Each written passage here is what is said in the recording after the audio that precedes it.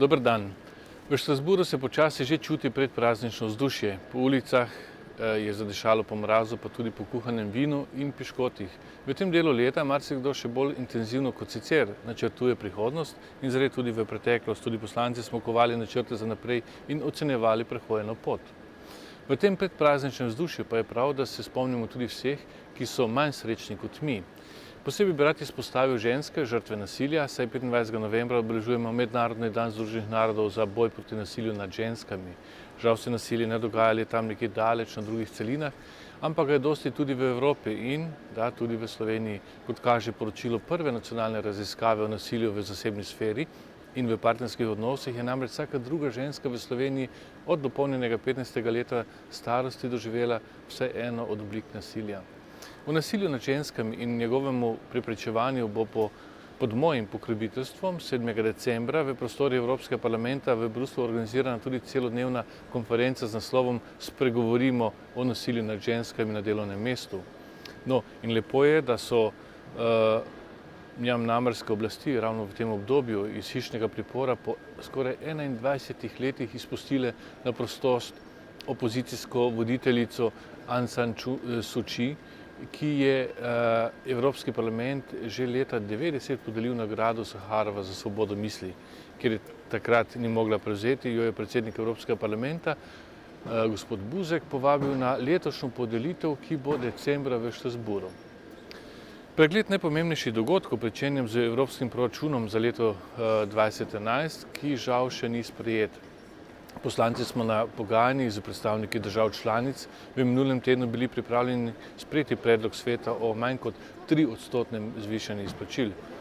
Predstavniki Evropskega parlamenta so hkrati še izpostavili, da ni dovolj usmeriti pogleda le v leto 2011, temveč je treba gledati dlje v prihodnost in pričeti z razpravo o dolgoročni ureditvi sistema financiranja Evropske unije, ki bo dovolj prožen in manj dovzeten za krize.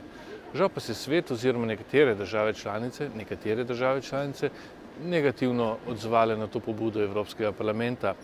Poslanci vsekakor upamo, da bomo čim prej, še v decembru, našli skupni jezik s svetom, tako da bo financiranje določenih aktivnosti ne bo preveč okrnjeno oziroma da se bodo določene dejavnosti lahko pričeli izvajati šele s začetku naslednjega leta. Tudi na finančno-gospodarskem področju smo pogledali nazaj na delo Evropske centralne banke v letu 2009. Ocenili smo, da se je dobro odzvala na krizo. Dogodki v lanskem letu in tudi v letošnjem letu so pokazali, da se je za uspešno delovanje ekonomske in monetarne unije treba dati ustrezen poudarek ne le denarnim, ampak tudi drugim ekonomskim vidikom, kot so na primer javne finance. Pri upravljanju z javnimi sredstvi imajo izjemno pomembno vlogo bonitetne agencije, ki ocenjujejo zadolženost držav in ki lahko s svojimi ocenami izboljšujejo ali pa tudi poslabšajo možnosti držav za pridobivanje finančnih sredstev. Zaradi njihovega pomena je treba dobro urediti nadzor nad njihovim poslovanjem, da bodo investitorji in države imele na voljo objektivne in točne informacije. Glavna naloga parlamenta je sprejemanje zakonov, vendar pa se naš učinek ne meri le po številu sprejetih zakonov, ampak po tem, koliko primernih in potrebnih zakonov se sprejme. Zato poslanci dostikrat predlagamo tudi odpravo ali pa vsaj poenostavitev določenih predpisov. Večkrat se zavzemamo za odpravo raznih administrativnih bremen, s katerimi se soočajo majhna in pa srednje velika podjetja. Več pozornosti je treba v prihodnje nameniti še družinskemu pravu, saj se na nacionalni pravni sistemi na tem področju zelo razlikujejo, kar ovira dobro delovanje skupnega trga. Zdaj pa k dvema temama, ki sta tesno povezani z varovanjem zdravja potrošnikov. Gre za zakonodajo o zdravilih na recept in o prepovedi uporabe nekaterih nevarnih snovi v električnih aparatih. Cilj zakonodaje o zdravilih na recept je, da bi imeli uporabniki, predvsem pacienti, dostop do kakovostnih, objektivnih in zanesljivih informacij.